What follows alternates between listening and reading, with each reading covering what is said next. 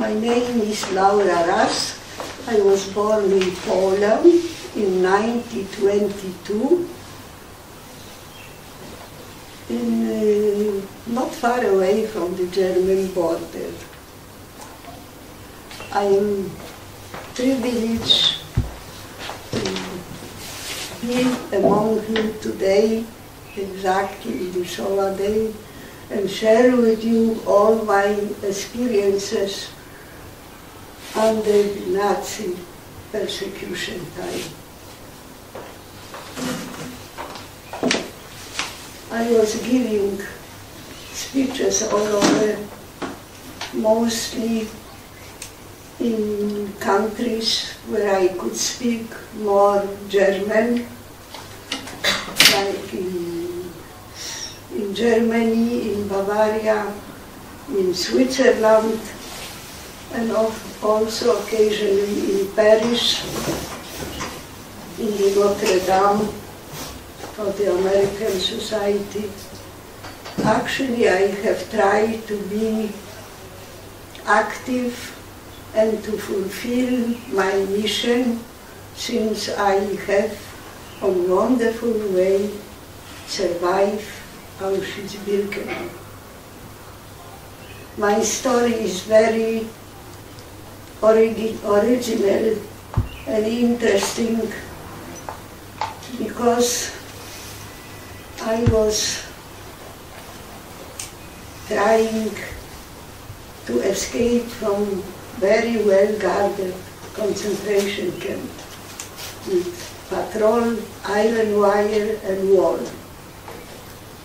And I promised myself that one day I will try to escape. Of course, it was a very risky step.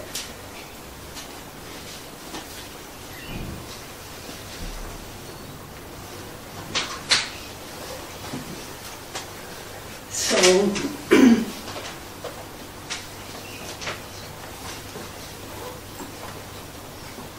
I decided on one Sunday, when we were in our rooms, counted, I put a pillow in my bed just to impose that I am there, and at the meantime I have run downstairs to the iron wire.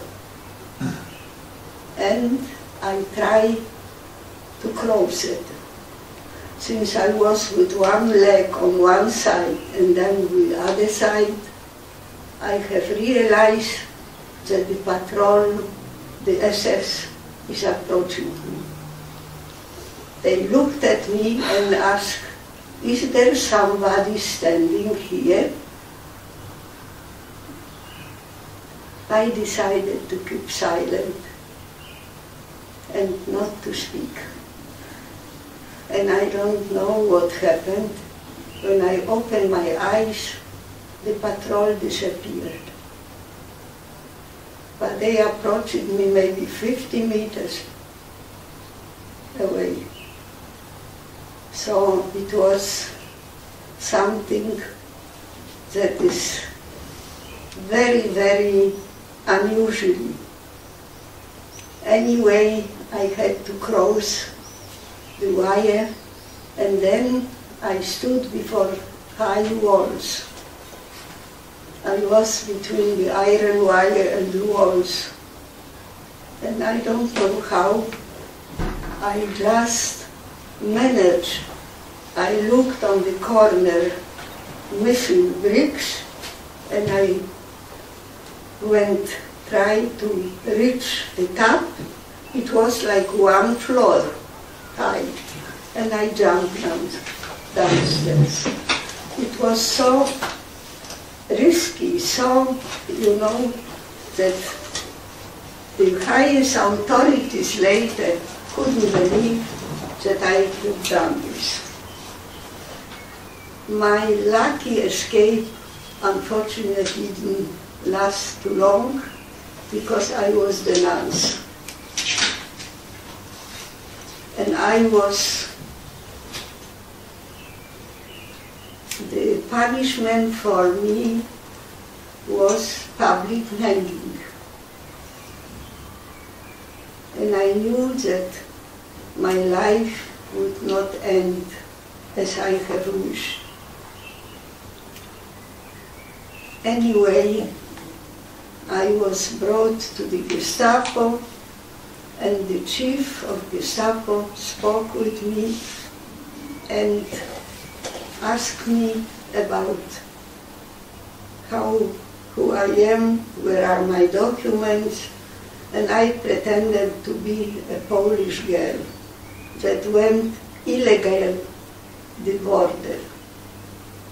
So I was extremely surprised when he said, I don't know who you are, but I trust your face. You would be working as a dolmetscher here.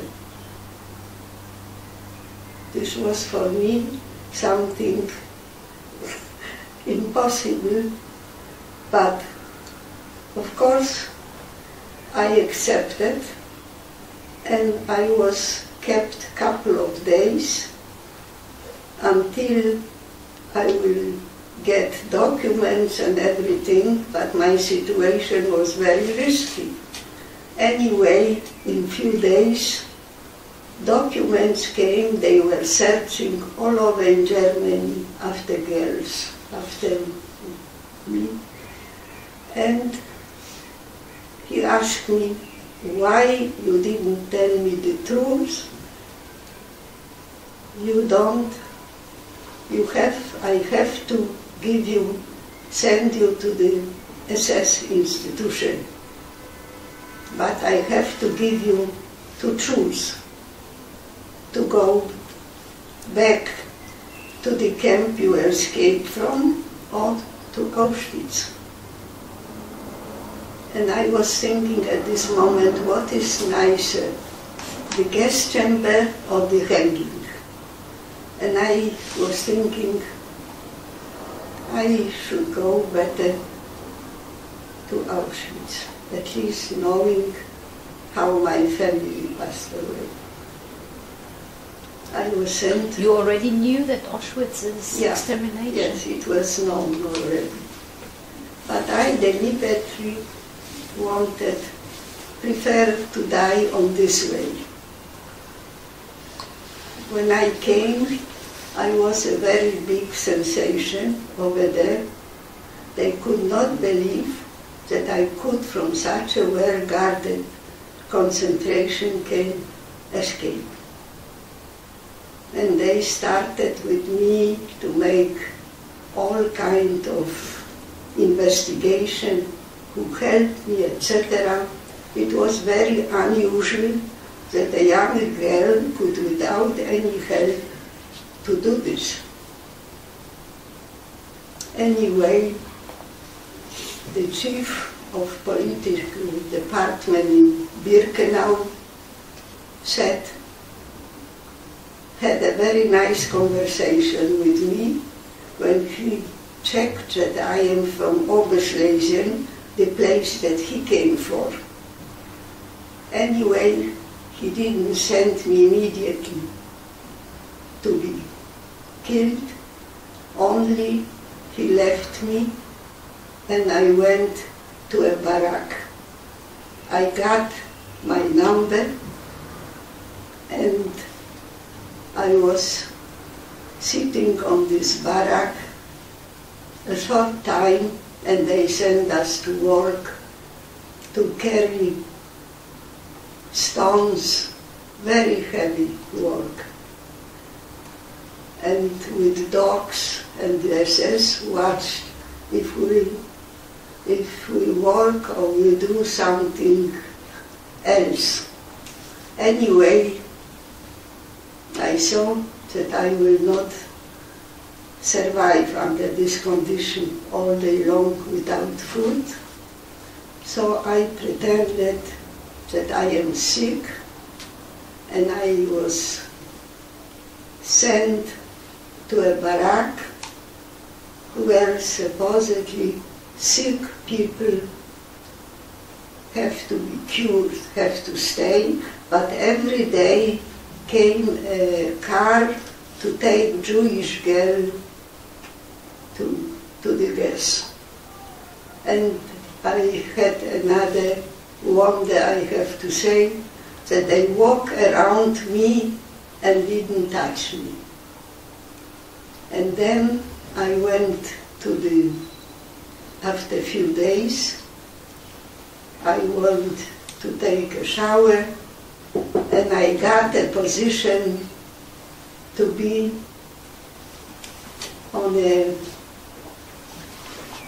in charge of transport to make list.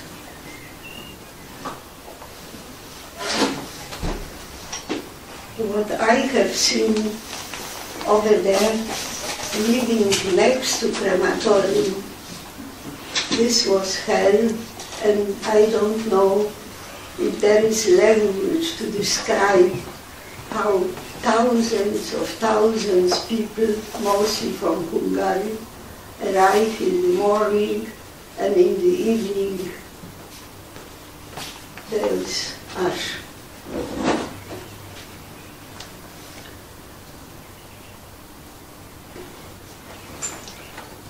Life in Birkenau, I don't know how I can imagine myself today.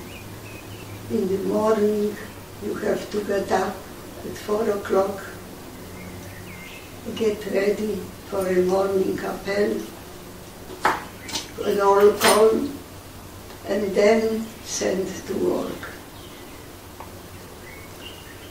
I tried, it was a fight to go and wash.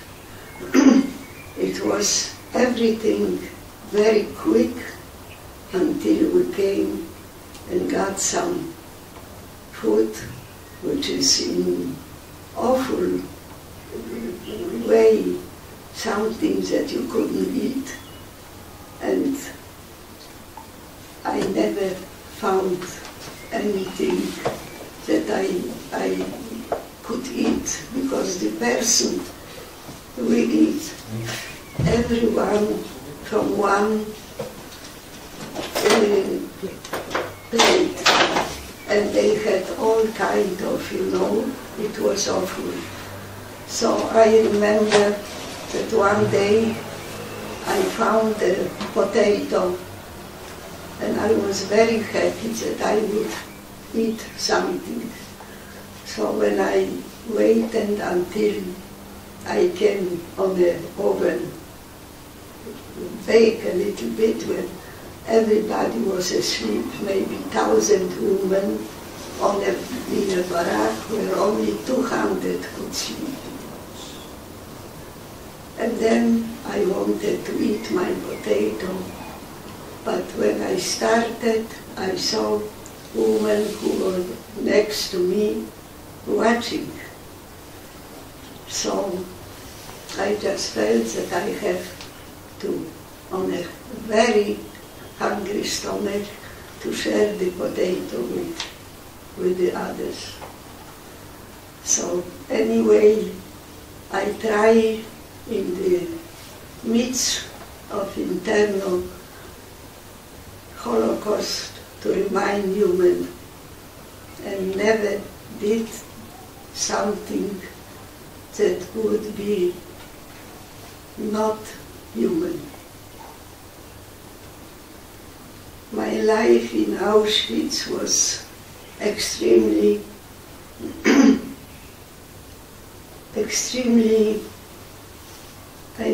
24 hours we had to wait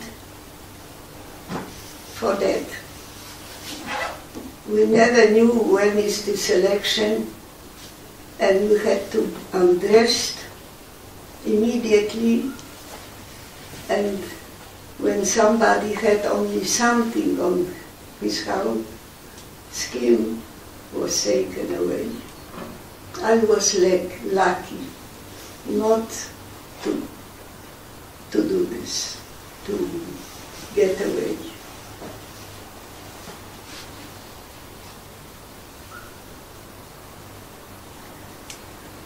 I remember that one day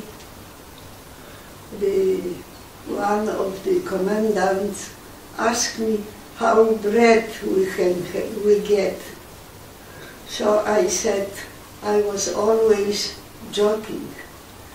So I said that the piece of bread that I get, I can see the whole landscape. So he just was laughing, and I don't know, they admire my courage. I was very famous because of this.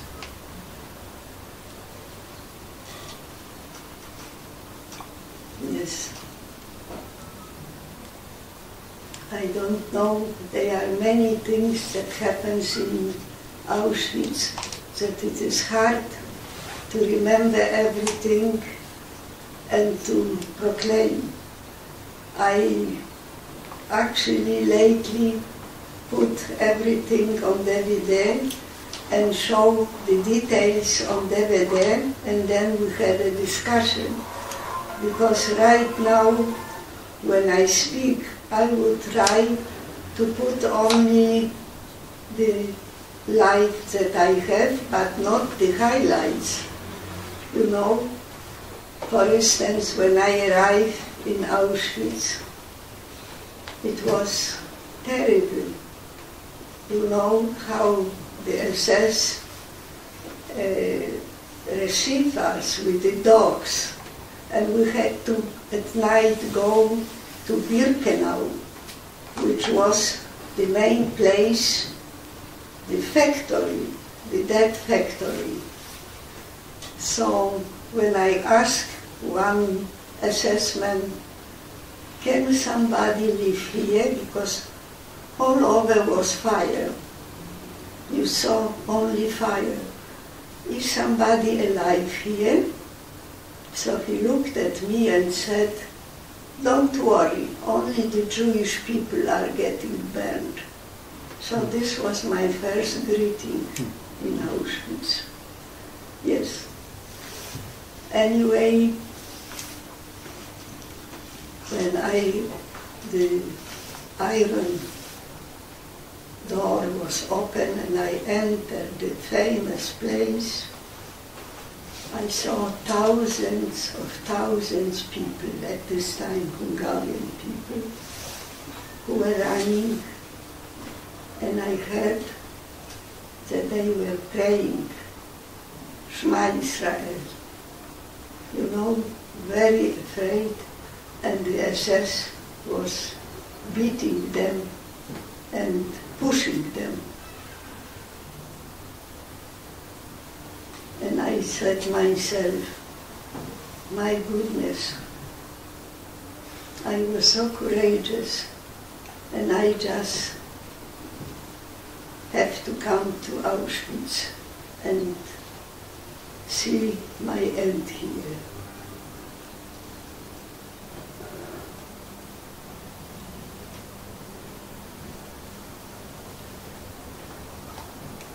Ma, excuse me. Yes. Ma, when you saw the commandant, you didn't speak about Auschwitz. So when I was at my destiny, I was waiting, because I supposed to be public hanged. This was the punishment, and there was no exception.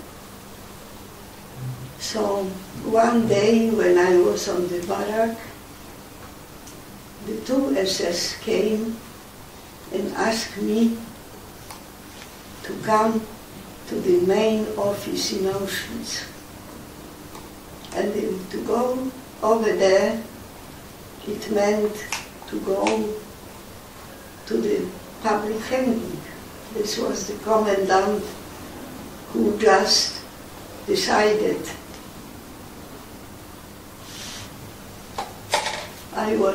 I always remember the scene when I entered the office and the man was asking me questions, and I answered him because they wanted to know who was helping me to escape.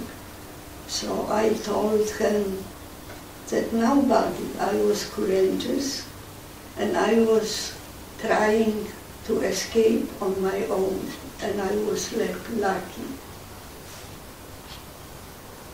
So he just looked at me and asked me a very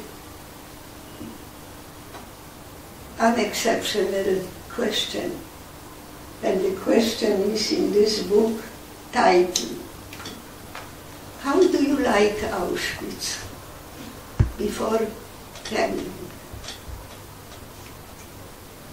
Is this a miracle or just a joke?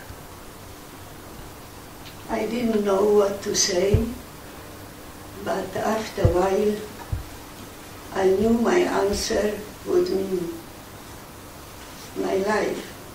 I said, "Thank you, I have no complaints." So he looked at me and said, I see we share the same opinion, because I think that everyone who comes here can live 100 years.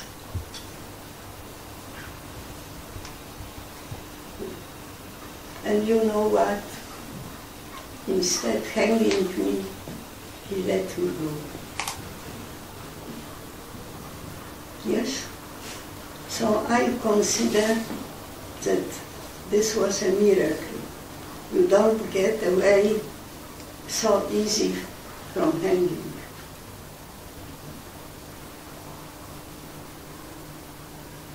And then I can compare, I try to put together the highlights actually, because this is the most interesting to see, to show actually that I was on a special, I will say, divine power, because it's impossible. Once can be accident, but every step is not so easy, you know?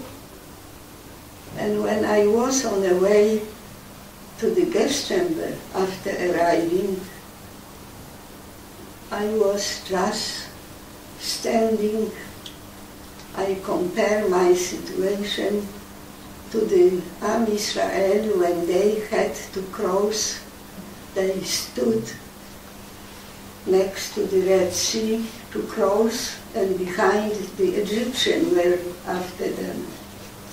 They were in hopeless situation, and Moses stood up and said, "Don't worry, you will not suffer, you will not see them anymore." And you know what? I was in the same situation. I was on the way to the gas chamber, and behind me the SS. And what happened?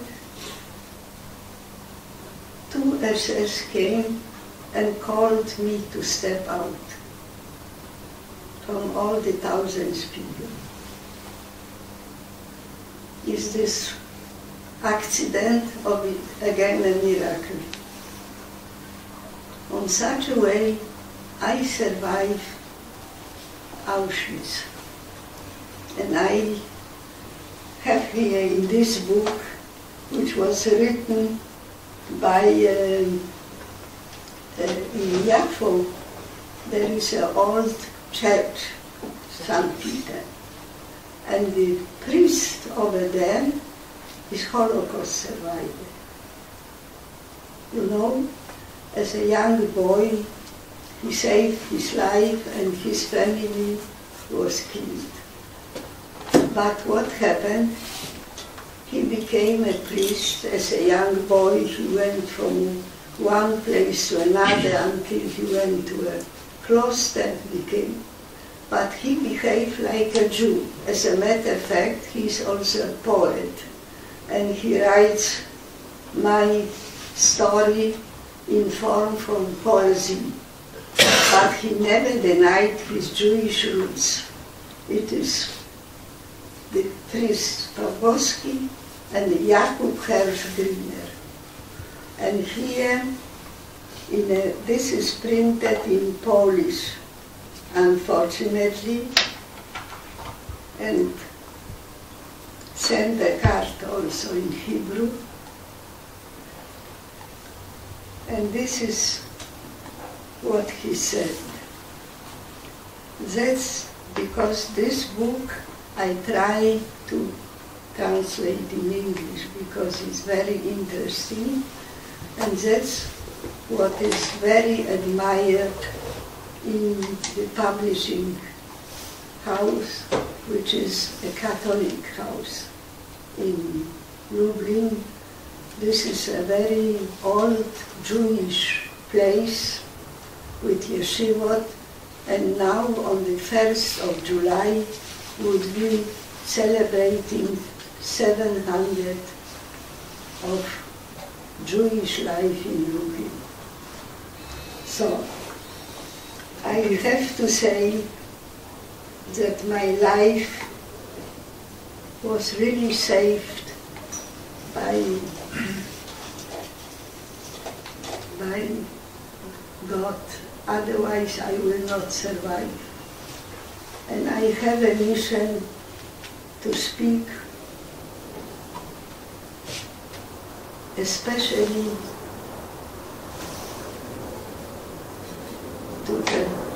to remind the new generation of the message left by the people who went already in the last time of their life in gas chamber, and they have with their fingernails described on the walls, never forget. So I feel that my mission is to speak that the world should not forget about it. This is my function, and I thank God for giving me the possibility to survive, and I am glad that I could, with faith, with courage, escape the death industry, Hitler's and his helpers. I didn't say too much. I wanted just to share with you some highlights that are not very common. Everybody who survived is a miracle, because to live in Auschwitz is even, I don't know if hell would be enough to describe. I have to say every day thank you for being alive, and anyway, in my age, I try to do my best. I hope that I will be able to do it until my last moment. And my mission is to speak. The world should know what has happened and never forget, and especially the young generation should be warned and learn. Unfortunately, the world didn't learn. But I have to do what I have experienced, and to show that there is always hope, that the good thing will win, and the enemies of Israel will not win.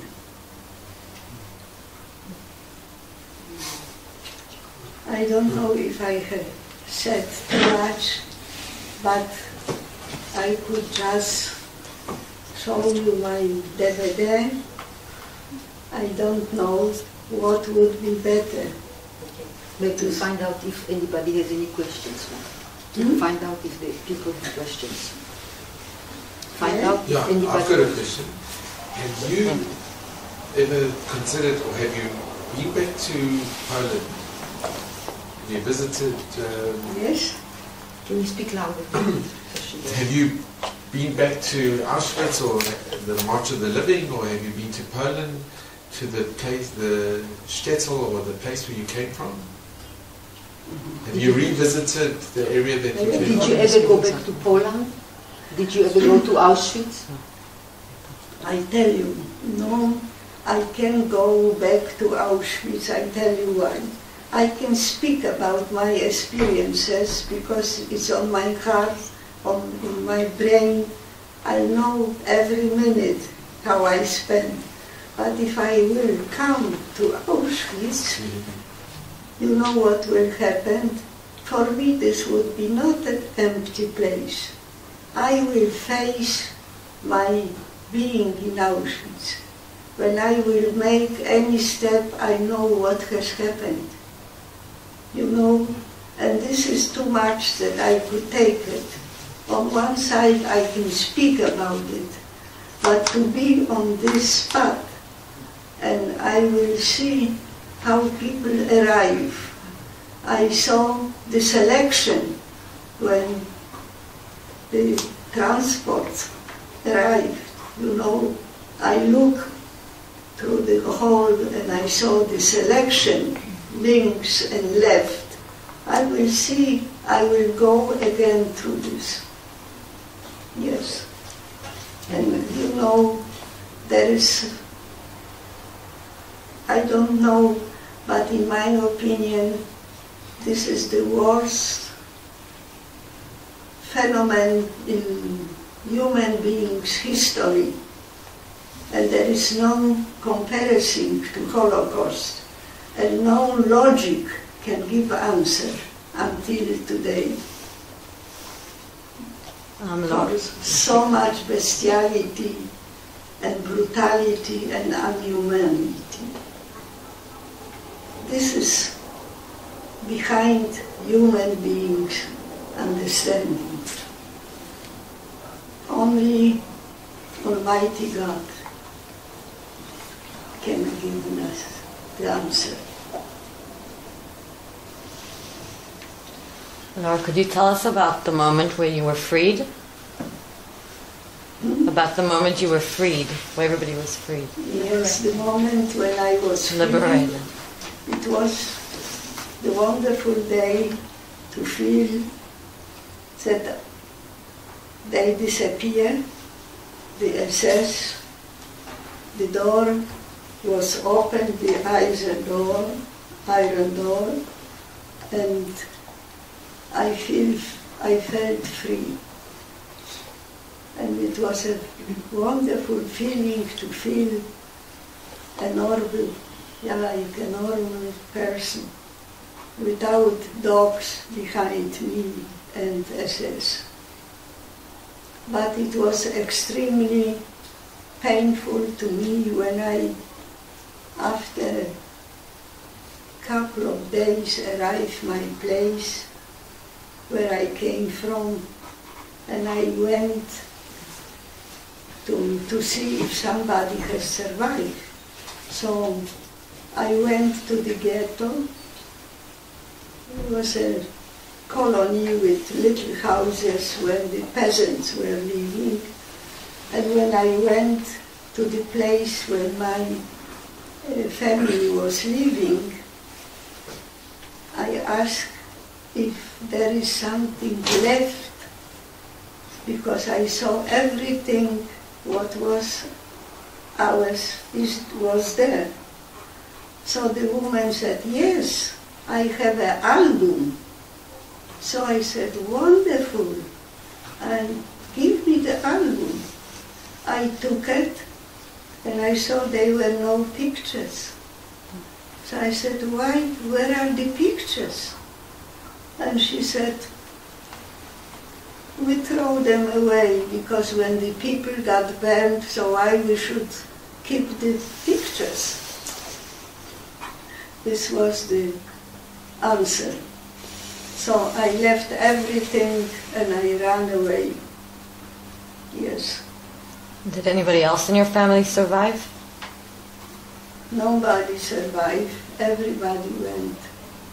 I saw when there was a big selection on a football, when the German came, gave the order that the whole Jewish population shall come.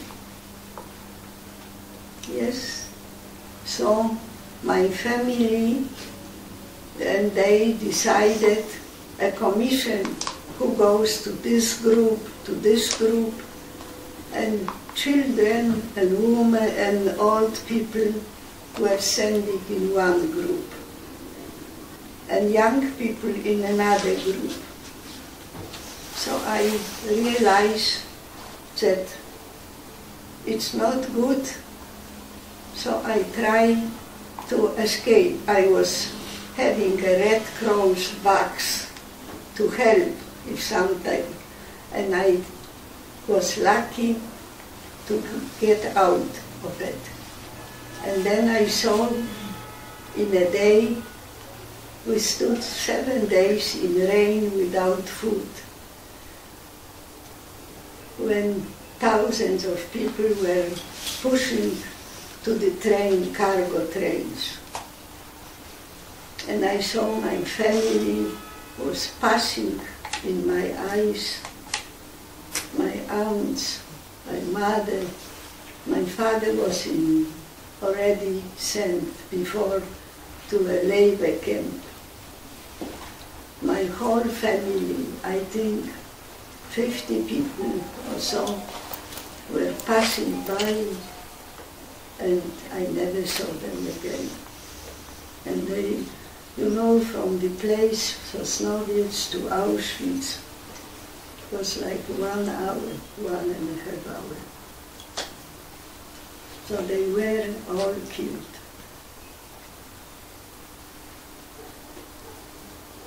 And the friend you escaped with, was she? Yes. Did you know her for? Returned, and I saw him, and he came immediately to fight for Jerusalem. There was Yes. one brother who survived from the whole family. Oh. And he came to fight for Jerusalem at this time. Wow. Yes.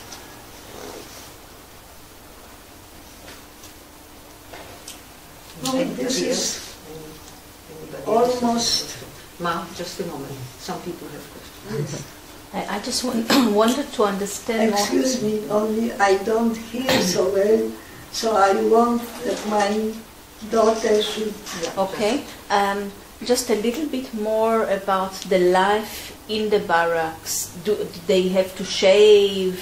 What they were wearing? What was the conditions of life? What was the condition of life in the barracks? Did the women have to have their hair? Yes. When I was taken away on the way to the gas chamber, I was taken to a next barrack, and I got the dress, the Auschwitz dress, you know, stripes, with a robe here, with 2 different shoes, and the hair, he didn't permit to cut me with the razor, only very short. I put a thing, and then I went with maybe 2 or 3 people who just were saved and didn't go to the gas. Yes, and I went few kilometers to the A-lager, camp, and over there waiting what will happen to us. But I was very big sensation. Even the main Obersturmbannführer from Germany came special to see me, and when I was going with some other group, they showed him, but I didn't wanted he should see, to make a spectacle with me.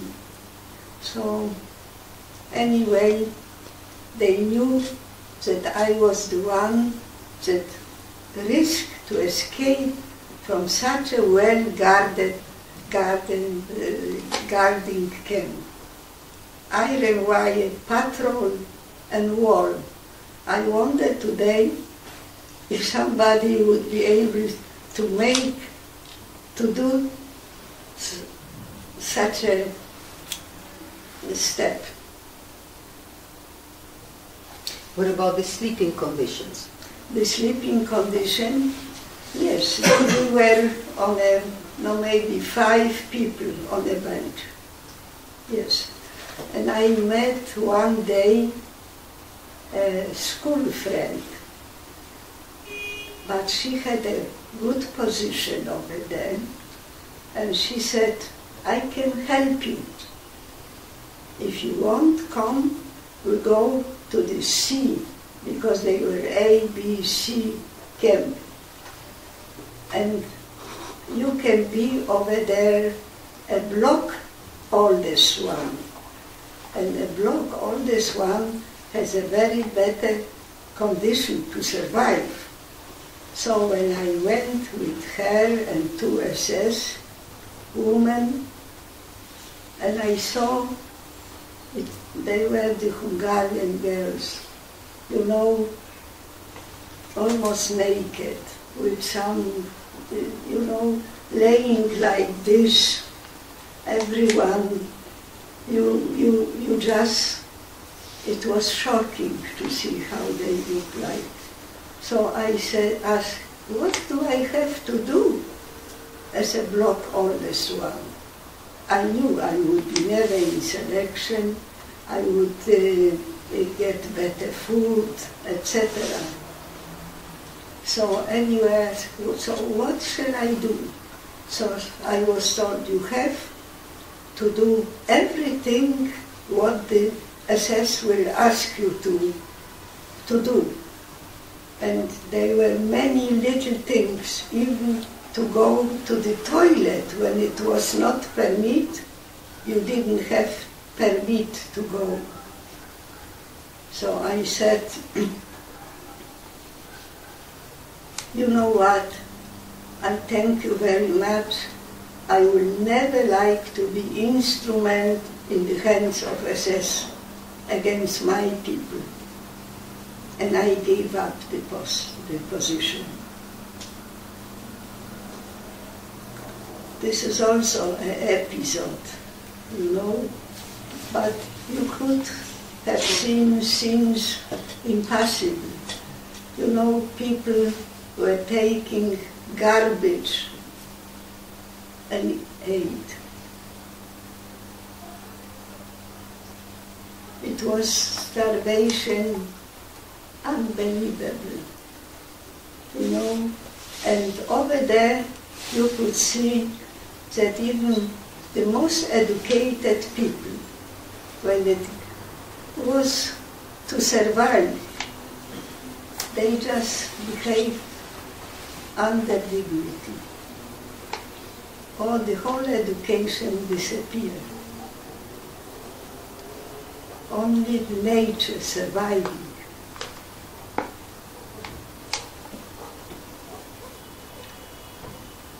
I think there is no language to describe the hell, Auschwitz, Birkenau.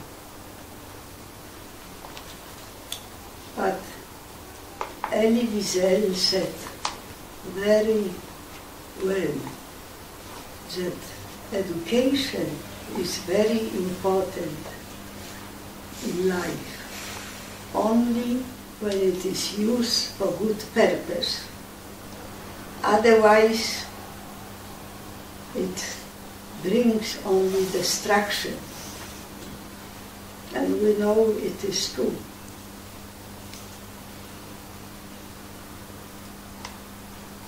So after the war, I started to be active I was in the United States, and I was trying to the victims of Auschwitz to help to get their monthly payments for health damage.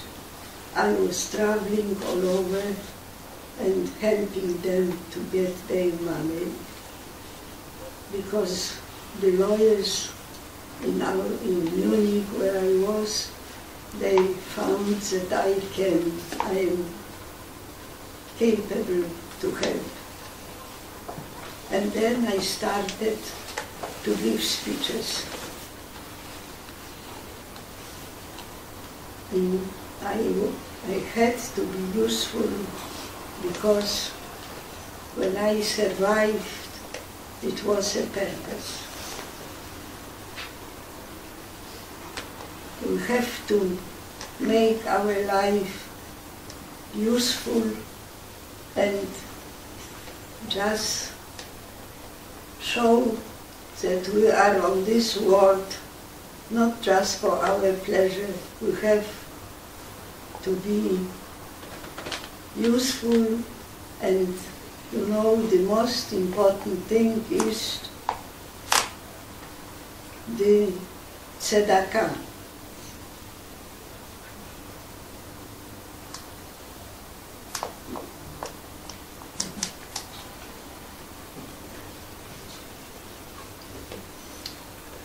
I think you got a little picture of Auschwitz or Birkenau, but you know, there were so many unbelievable scenes.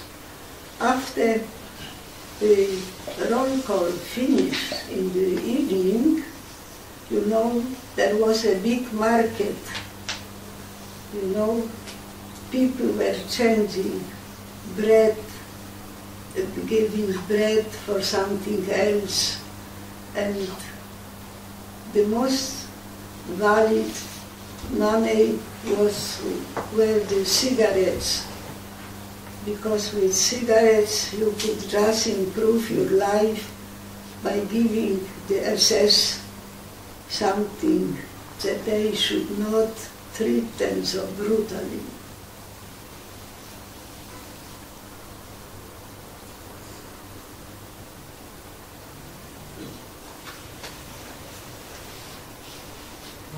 But in a better form, you will have seen in DVD, because over there I went step by step, everything. Once I remembered well, but I think I am still having good memory. I don't have to mention that I am 94, so I have to be happy that I am still normal. Of course, we have something to fight with, but this is the price. I have 2 daughters, and wonderful daughter, Helena, who really is giving her time and everything. And I really am under wonderful care, and that's how I am, is probably thanks to my daughter's help. And nature. Yes. I have already grandchildren, and one daughter lives in America, in California. She has her family. And great-grandchildren. And grandchildren. Yes.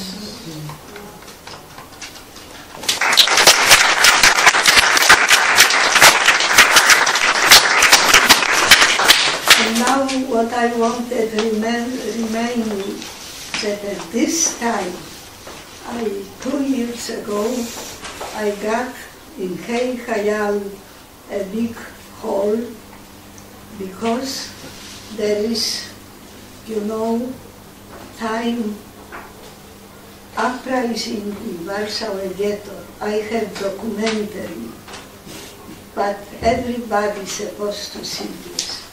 You know, life in Poland before the war, in Warsaw, and then when the German came, what has happened? And how the young people fought without any weapon, you know, and kept for a couple of weeks the German. They wanted to stop the deportation to Treblinka. This is on such a beautiful way, such an unbelievable way. And I have the documentary film made in 1948, and I showed them in the Hey Hayal.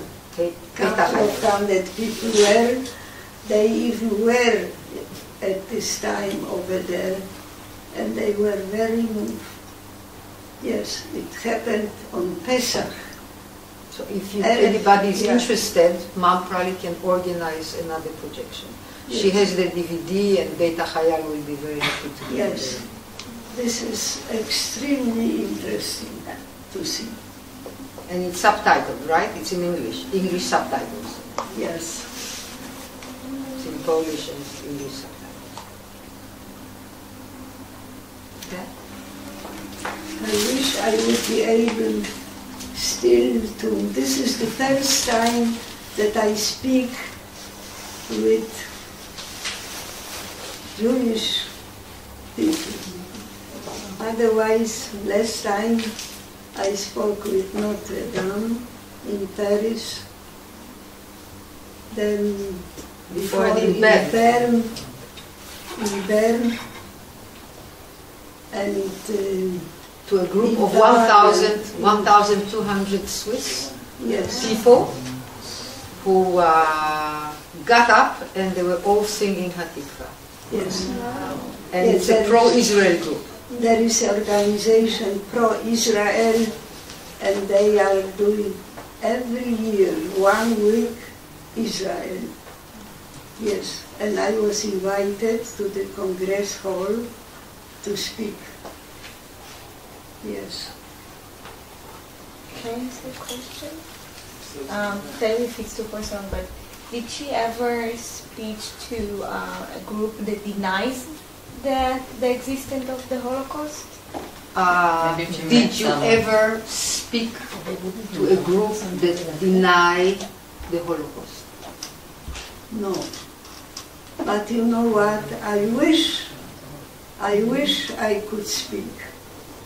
I wish even I could speak to the Arabs.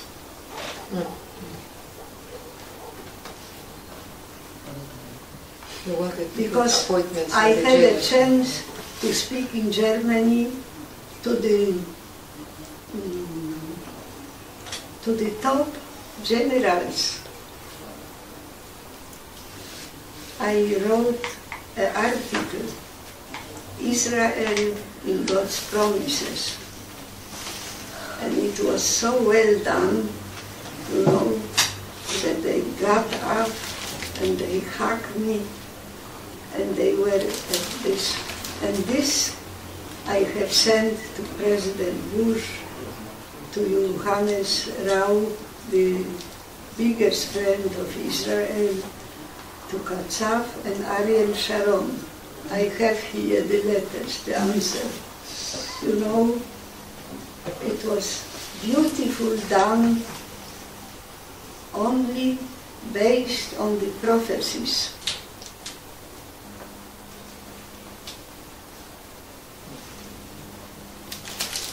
Laura, we'd like to thank you. We'd like to thank you, first of all, from everybody. The plant that symbolizes life, and may your family keep growing. From all of us.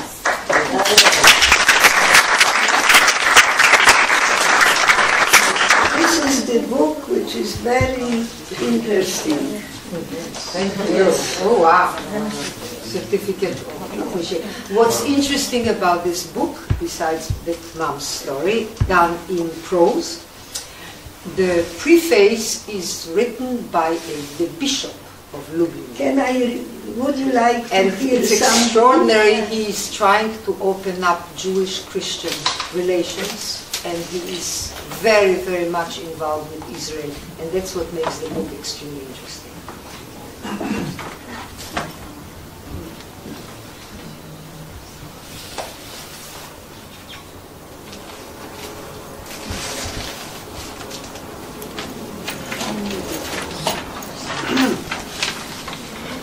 The introduction to this book was written by bishops who are appointed to deal with Israel, to build bridges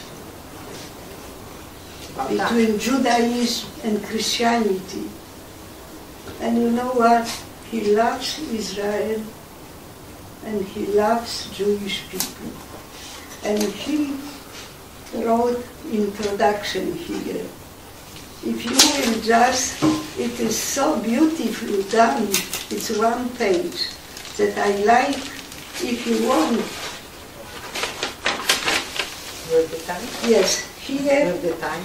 last year, he made a big speech. It is always one day in Poland, Judaism, and he speaks. You know what he advised the Polish people? And he kept here a nail to light a candle on the Shoah day. He ordered this to Polish people. Mieczysław Cisło. And you know what? What he does all the time, I sent him Birkat Kochani. And he put it on the whole world. And all the bishops who came bowed their heads.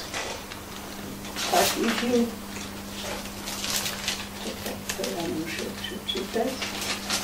Do you want me to read it? I like just few words here. You will see how a bishop writes. The last century went down in history as a time of many and various genocides that took millions of innocent lives. However, the extermination of 6 million Jews by the Nazis was unprecedented. The Nazis condemned the Jewish nation to annihilation, and to achieve this, they used people, science, industry, the army, and the world's indifference. Just a handful of Jews survived the Holocaust. They survived to bear witness to their nation's fate, to preserve their tragic history, and to prevent its falsification, as well as to arouse the conscience of the world as a warning. Despite the passage of time, one question is still relevant. How was it possible that this horrible time of genocide was carried out by the nation that gave birth to great artists, writers, poets, philosophers, and outstanding scientists? Elie Wiesel, a prisoner in Auschwitz, wrote, "They are the proof that knowledge without morality brings destruction, and the science without ethical foundation turns into a tool against mankind." However, there are still unanswered questions, like the one which Chaim Weizmann asked. Why did the civilized world remain indifferent in the face of this unthinkable massacre of human beings whose only crime was to be members of the nation that was given the 10 Commandments by God? John Paul II made a similar remark when in 1979 he stood in front of commemorative plaque to the Holocaust in Auschwitz-Birkenau. I will pause here by this plaque written in Hebrew. The inscription reminds me of the nation whose sons and daughters were destined for extermination. This is the nation that received the commandments, "You should not kill," from Yahweh, and yet himself suffering killing in such a particular way. The Holocaust calls for the examination of the conscience of the whole of mankind. That includes Christians. John Paul II asked God many times for the forgiveness of the sins of members of the church who by their actions or their indifference contributed to the suffering of the Jewish or caused their deaths. No wonder some people say, "Do not forgive them, for they knew exactly what they were doing." But there are also some so heroic as to be free of hatred. Also, time does not heal the wounded memories of tragic experiences. Some of those who survived the hell of the camps, the ghettos, and the wandering managed to find a form of internal liberation. One of these is Mrs. Laura Rusk. We meet her in this book, which documents the tragic fates of Holocaust survivors. Actually, we meet two people here. The other, the survivor, Jakob Griner. He is also known as Grzegorz Pawłowski, a literate prelate who is the writer and poet who put the story told by Mrs. Rusk into verse. Also, they survive in different ways. They share common experiences, the loss of their family, danger, lonely wandering, survival fears, hunger, suffering, the will to live, and an affirmation of life, the courage to look into the eyes of death, internal freedom, and many years later, the ability to keep a distance, if that is at all possible between the past themselves and their tragic experiences.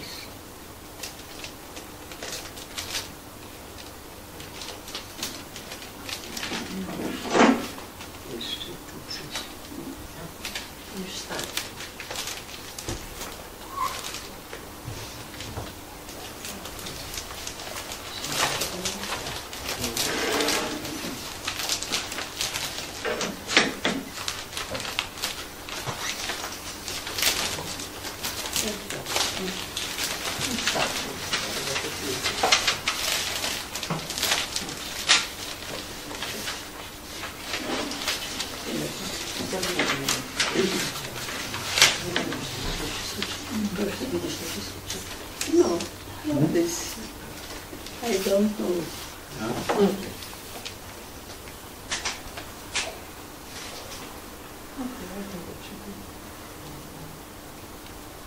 I don't know if I should read you more,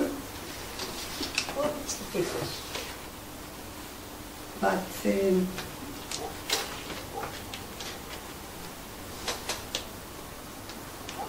he asked here, would I, the question, would it have been possible for the Jewish nation to regain their own state without the sacrifice of the Holocaust, which eventually rose consciousness and appealed to minds? On the other hand, was it necessary for the nation to pay such a great price for their return to their homeland? In the context of the Holocaust, one sentence is often repeated. He who saves a single life saves the entire world. This statement can apply to each and every Jew saved because it is the synthesis of the fate of the whole nation. It is not possible to annihilate the nation endowed by God with his historical redemptive mission toward the whole of mankind. As Jesus of Nazareth says, salvation is from the Jews. However, the question still recurs. Why does it appear that the Jewish nation is destined to suffer so much? The question can be repeated forever, because there is no answer. We have to learn to live normal lives like Mrs. Rusk, with a sense of personal and national dignity, with great hopes for a bright future to the nation that has for centuries given so much to the world's repository of faith, morality, wisdom, knowledge and culture, while fulfilling the mission bestowed on it by God.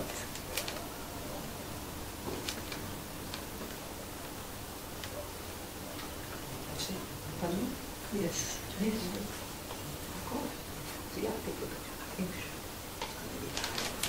Anyway, I don't want to read it more and more. No, but it's beautiful.